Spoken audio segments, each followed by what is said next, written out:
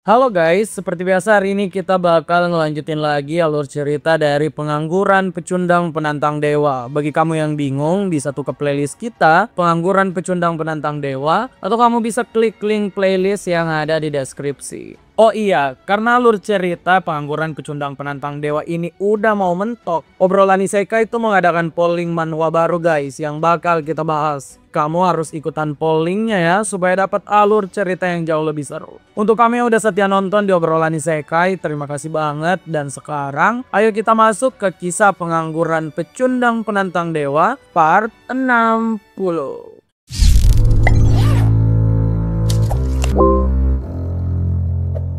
Di video sebelumnya, Han Sung-yeon tuh lagi-lagi masih berada di lantai 36, lantai dengan tema tantangan perang dewa pertama. Setelah berbagai hal yang dilalui oleh Han Sung-yeon di lantai ini, ada banyak bahaya yang muncul tuh bagi Han Sung-yeon. Dari dua faksi yang tengah berperang, Order Faction itu mau menyandikan Han Sung-yeon sebagai alat untuk memusnahkan para dewa, sedangkan Chaos Faction tuh mau mengambil tubuh Han Sung-yeon karena mereka udah sadar dunia tersebut adalah dunia palsu. Sekarang tuh Han Sung-yeon tengah bertarung dengan God of Demon yang muncul secara tiba-tiba. Han Sung-yeon udah dari tadi dijadikan samsak hidup oleh God of Demon. Untung aja tuh di momen-momen akhir Han Sung-yeon, dia masih punya kesempatan untuk membalikkan keadaan. Bahkan Han Sung-yeon tengah mencuri divinity terkuat dari God of Demon. Dengan kekuatan tersebut, akhirnya Han Sung-yeon bisa ngehajar God of Demon. Nah, God of Demon yang dihajar Han Sung-yeon tuh ternyata sadar bagaimana itu bisa terjadi. Semuanya karena sebuah Holy Relic yang bisa mencuri konsep Divinity. God of Demon tuh bilang kalau Holy Relic itu tentu saja datang dari dewa yang mengorbankan dirinya. God of Demon yang udah sadar tentang relic tersebut juga sadar akan hal lain. Han Sung-yeon tuh nggak sepenuhnya ngecuri Divinity dari Demon God. Dari God of Demon, Han Sung-yeon tuh memerlukan waktu lebih banyak untuk mengambil seluruhnya. Makanya God of Demon maju menyerang Han Sung-yeon. Dari teori God of Demon, jika dia bisa menang sebelum Divinity-nya dicuri sepenuhnya, maka God of Demon tuh bisa menang dengan telak. Ya, itu sih teori dari God of Demon ya. Nah, Han Sung-yeon itu punya teorinya sendiri. Katanya tuh dia bakal menang sebelum God of Demon bisa membalikan keadaan. Han Sung-yeon kemudian melakukan serangan balasan dan mulai membuat God of Demon menjadi panik. Di tengah pertarungan God of Demon dan juga Han Sung-yeon, God of Light yang tadi terluka parah karena Han Sung-yeon juga udah mulai sadar. God of Light itu tentu saja marah pada Han Sung-yeon dan merasa terhina diselamatkan oleh God of Demon. God of Light itu sampai menyaksikan pertarungan God of Demon dan Han Sung-yeon yang udah jeder-jeder di atas langit. God of Light tuh mulai bingung kenapa dia merasakan ada dua God of Demon yang sedang bertarung. Di tengah kebingungannya, God of Light tuh kemudian sadar apa yang bisa dia lakukan sekarang.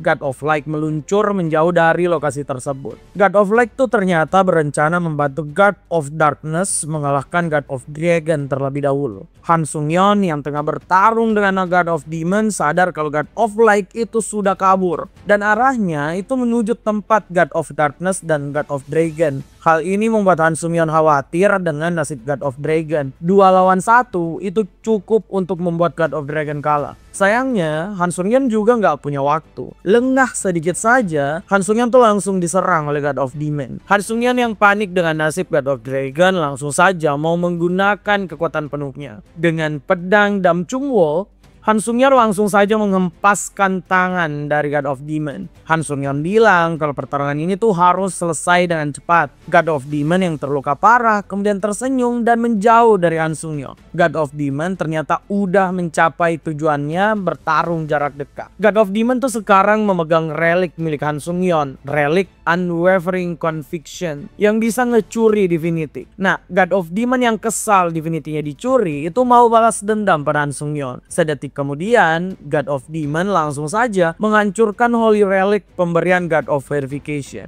di depan mata Han Sung-yeon. Han Sung-yeon tentu aja marah guys, bukan karena dia nggak bisa lagi menggunakan relik tersebut, tapi karena relik tersebut adalah pemberian dari God of Verification, dewa yang paling baik pada Han Sung-yeon.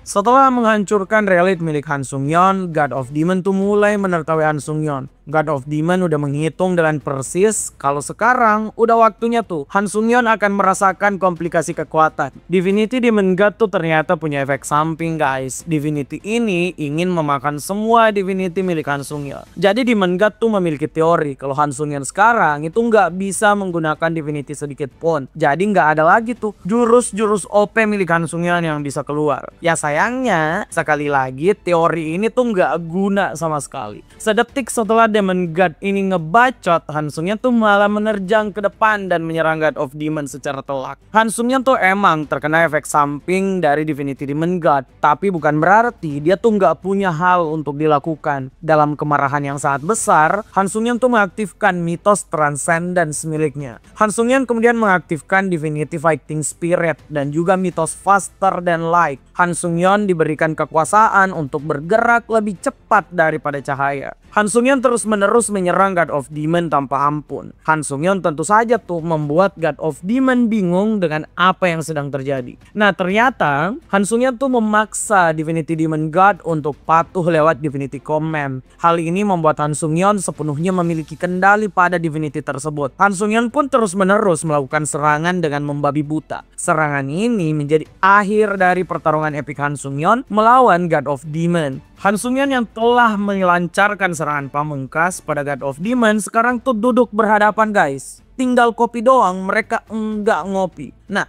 God of Demon tuh telah kehilangan konsep kekuatan miliknya. Jadi dia tuh sebentar lagi akan dimakan oleh Divinity Death milik Han Sung-yeon. Ya seperti biasa, dewa yang menghadapi kematiannya itu juga punya komentar untuk dikatakan. God of Demon tuh bilang dia nggak menyangka akan kalah dari Han Sung-yeon. Tapi ini tuh kekalahan yang sempurna dan menyenangkan bagi God of Demon. Setelah kekalahan dan hilang Divinity Demon God dari God of Demon, dewa ini tuh mulai menghilang secara perlahan.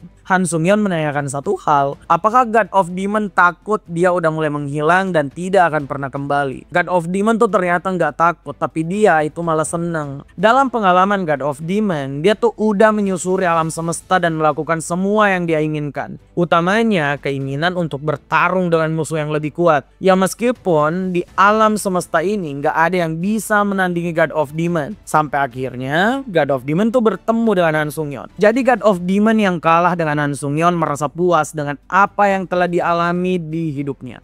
Hidup God of Demon ini sih menarik ya. Beliau ini tuh pergi ke alam baka setelah melakukan semua keinginannya di dunia. Jadi semua hal yang dia inginkan itu udah tercapai. Ya semoga sih kita juga sama ya. Cita-cita tercapai dulu baru bisa meninggoy dengan tenang. Nah, setelah pembicaraan Han Sung-yeon dan juga God of Demon, akhirnya God of Demon sepenuhnya menghilang. God of Demon tuh sempat mengucapkan selamat tinggal pada Han Sung-yeon, rival yang selalu diharapkan oleh God of Demon.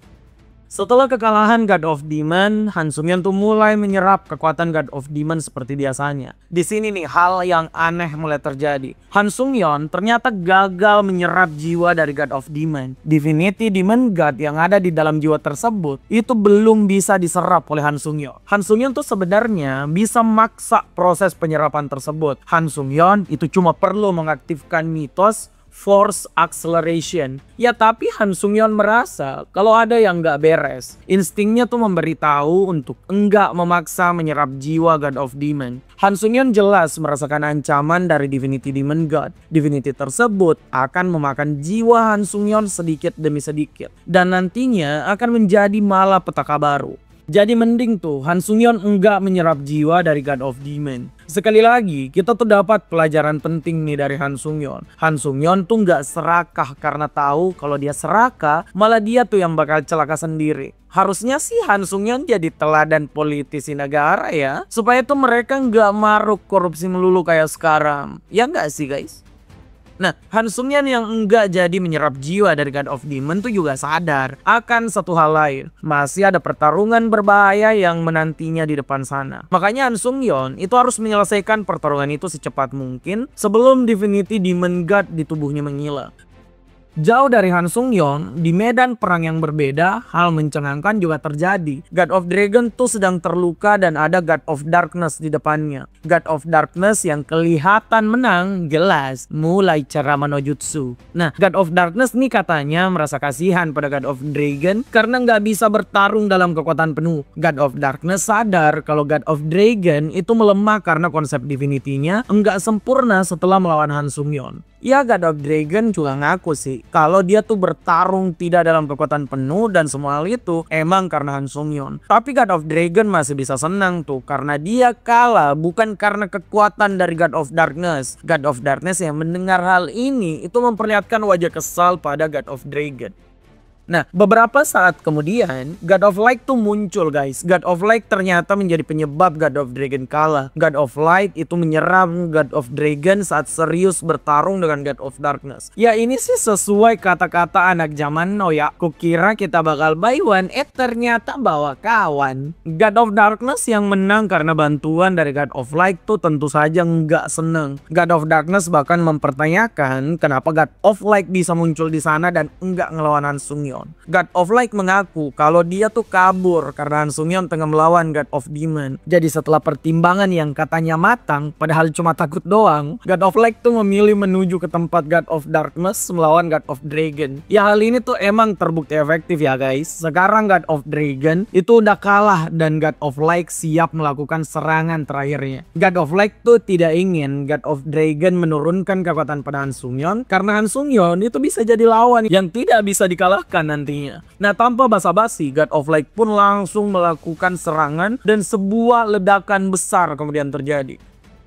Setelah ledakannya mereda, God of Light tuh tampak kebingungan banget. Gimana nggak bingung? God of Dragon yang dia serang malah nggak ada di sana. Saat God of Light bingung, di belakangnya muncullah Han Sung-yeon yang menyelamatkan God of Dragon. Han Sung-yeon tuh meminta maaf pada God of Dragon yang nggak bisa bertarung dengan kekuatan penuh karena dirinya. Jadi Han Sung-yeon akan memastikan kalau dia yang akan membereskan masalah yang dia perbuat. Han Sung-yeon akan mengatasi God of Light dan juga God of Darkness sendirian.